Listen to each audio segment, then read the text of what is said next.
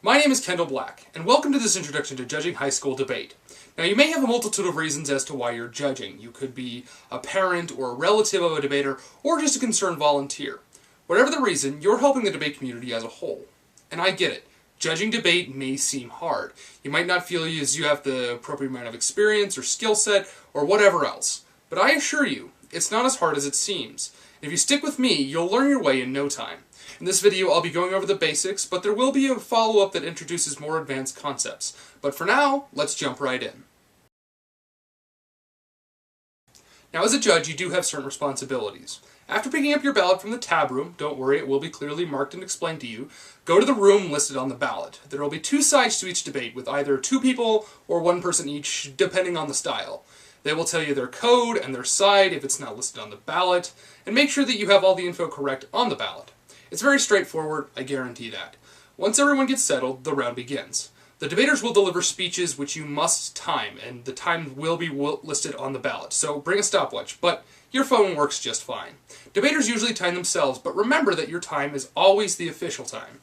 Make sure they don't go over, but you can give them a few seconds to finish their thoughts. Secondly, and this is perhaps the most important thing, be attentive. Be sure to take notes or flow the round to refer to later. Now, these rounds can be very long, so catching everything is very important. Be sure to bring a pen and some paper, such as a notebook, so you can refer back to everything that happened in the round later when making your final decision on the ballot. And please remember to be ethical. As a judge, you are expected to be unbiased. Leave any personal knowledge or opinions behind. Debate is about education and argumentation. As a judge, your duty is to be educated and persuaded. Try to be objective so that you may more accurately pick a winner. Ah yes, the paradigm. Perhaps the most important tool that a judge has at their disposal. Now, at the beginning of the round, you have the opportunity to tell debaters your paradigm, or what you dislike and what you vote on. It's essentially just letting the debater how you plan to vote fundamentally, and what you like to see in any given debate round.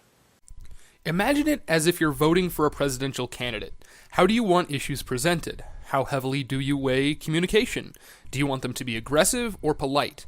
How important is evidence to you? Ask yourself these questions ahead of time and then tell the debaters your philosophy at the beginning of the round. This in turn will strengthen your paradigm so that the debaters can apply better to you. Also, include what your experience is. That's really critical information.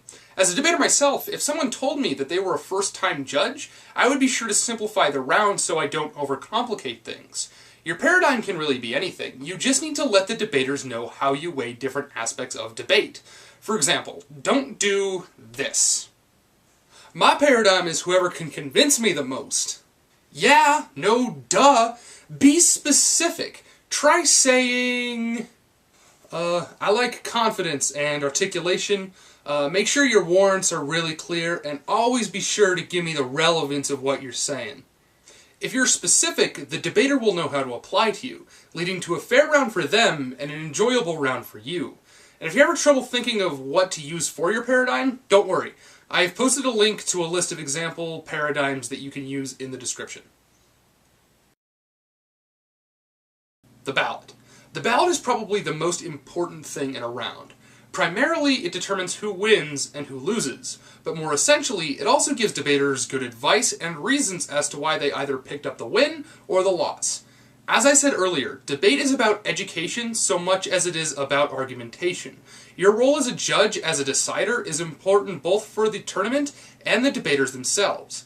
Let's look at the anatomy of a ballot. Okay, so here is a traditional public forum ballot. But please keep in mind that all ballots are different, but they usually share a similar structure that will look kind of like this one. So there's a space for you to give comments to the debaters individually. Tell them what you liked, what you didn't like, and just generally what you thought. Be constructive. Nobody likes a ballot that says they suck, but nobody also likes a ballot that tells them nothing. Give them things they can improve on or what their strengths are. Just remember to be constructive and be specific. You're also expected to rank speaker points, which you can do so right here.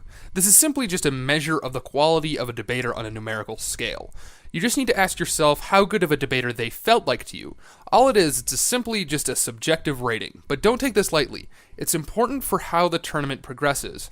Good speaker points can make or break someone's chances of advancing, so try to be thoughtful in your decision for speaker points. And finally, the reason for decision, or more commonly known, the RFD.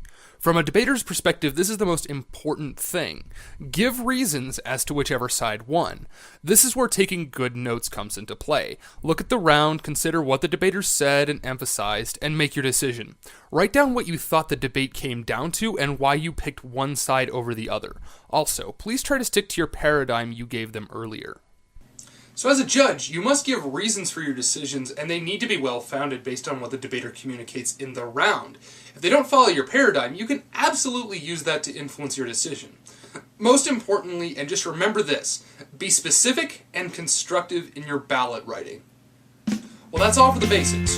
Remember, even if you don't feel super confident as a judge right now, just keep trying. Debate is about education after all. Once you gain more experience, things will start to make more sense to you.